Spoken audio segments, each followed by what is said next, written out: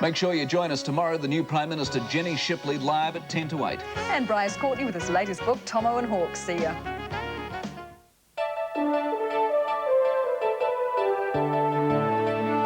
Good evening. New Zealand's long-winded rugby year ended in downbeat fashion with an unwanted draw against England yesterday. But by today, the focus had already switched to next with the naming of New Zealand's 5 Super 12 squads. Nick Holton, Waikato. Justin Collins, Northland. Errol Brain's first duty as the new captain of the Waikato Chiefs, naming a squad with 9 new faces, including Auckland prop Paul Thompson and Canterbury utility back Leon McDonald. Thompson is undergoing treatment for a back injury, but is looking forward to playing his former teammates.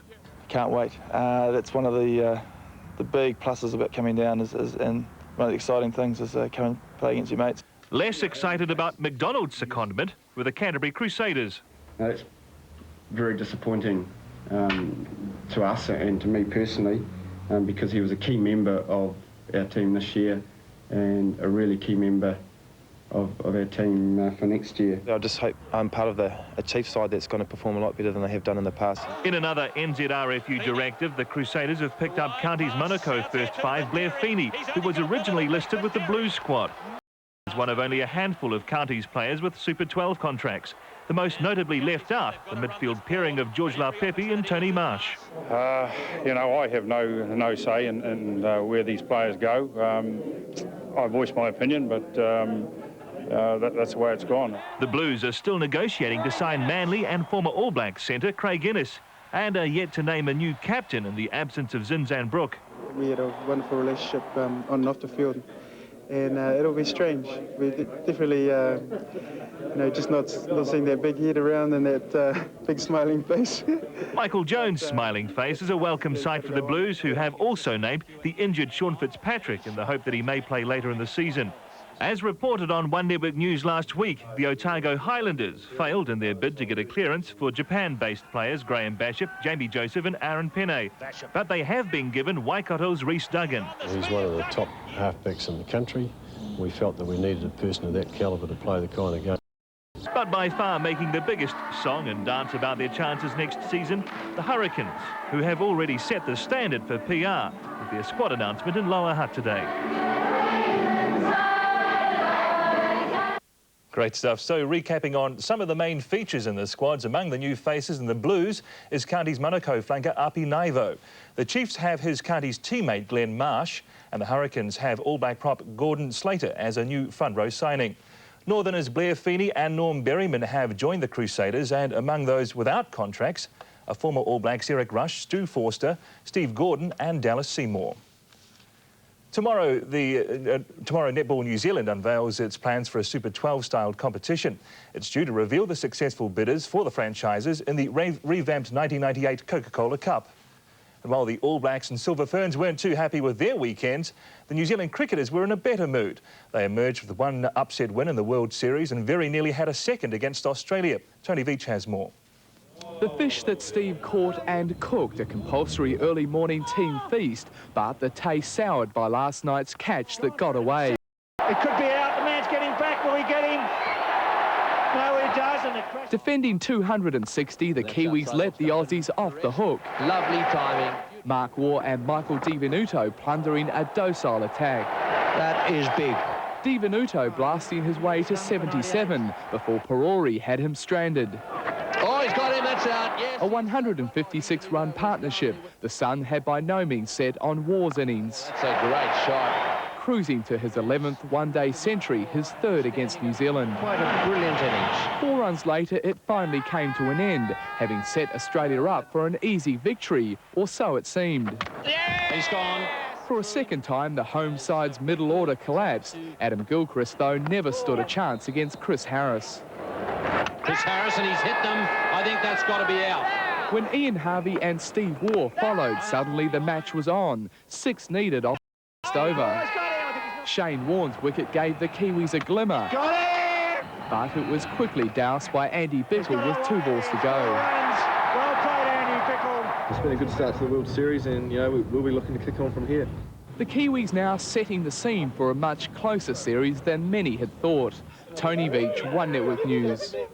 In hindsight, the New Zealanders were probably 20 runs short of what was needed, although Mark Waugh was in that unstoppable sort of form. The Australians meet South Africa again in Melbourne tomorrow night. All three teams level on points, but South Africa has the early edge on a complex differential system being used. The AMP Air New Zealand Golf Open has been given the perfect boost by the country's best player. Frank Nobilo is due to arrive home tomorrow for this week's tournament, and as Mary Durham reports, he returns in sizzling form. 2 weeks ago, Frank Nobilo won in Mexico, and heading into the final round of the Hong Kong Open, he held a 3-shot lead. But the day started poorly, 2 bogeys after 3 holes, leaving the rest of the field well within reach. But on the 9th, Nobilo swung the tournament back his way, an eagle opening up a winning gap. He followed that with a birdie on the 10th to further increase his lead.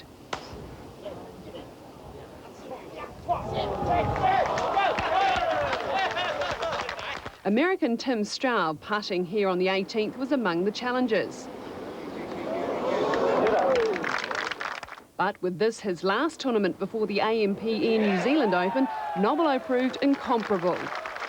Oh yeah, can't get much better, I suppose. Yeah. No, I'm looking forward to next week. It'd be nice to go home. I haven't been home for a year, so you know, the New Zealand Open is really important to me, and I didn't think I could do 2 in a row, so maybe 3 in a row is a possibility. I'll have to wait and see.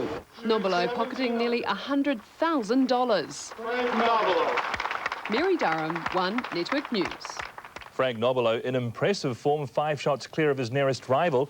Left much further behind Italy's Ryder Cup player Constantino Rocca, as well as South African David Frost, who also arrives here tomorrow to play in the New Zealand Open. It was all Australians in the final round of the Players' Championship in Brisbane yesterday. Overnight co-leaders Robert Allenby and Stuart Appleby both stumbled early. And with this putt for an eagle on the 12th, West Australian Greg Chalmers charged. While one spectator thought it was child's play, it was obviously Chalmers' lucky day. Oh, there you go.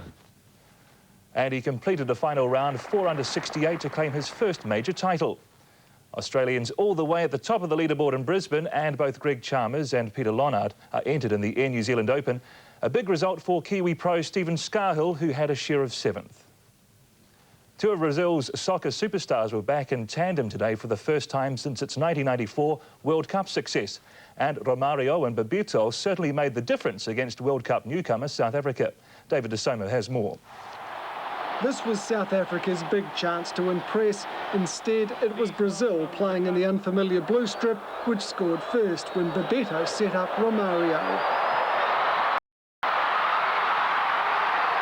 Half an hour later, the pair combined again, Bebeto this time getting the last touch. The game was peppered with chances at both ends, before South Africa capitalised on a Brazilian defensive error 12 minutes from full time. The 2-1 score flattered South Africa as Brazil, next year's World Cup favourite, made it win number 4 on its world tour. No such action in the English Premier League today, as 11th placed Wimbledon scrambled to a 1-0 win over Southampton, thanks to a first-half goal by Robbie Earle. And one of Leeds' greatest goal scorers, Billy Bremner, has died of a suspected heart attack. Bremner was a key figure during the club's golden era in the 60s and 70s, winning a string of titles, among them the 1972 FA Cup. Bremner had many scrapes with officialdom, and after 54 appearances for Scotland was banned from the national team after a bust-up in Copenhagen. He was also sent off in 1974 at Wembley after a punch-up with Kevin Keegan. David DeSoma, One Network News. And Billy Bremner was just 54. OK, thanks, mate. After the break, Jim has fine weather for most, but take a brolly in the far north. Plus a warning for the unwary in the summer party season.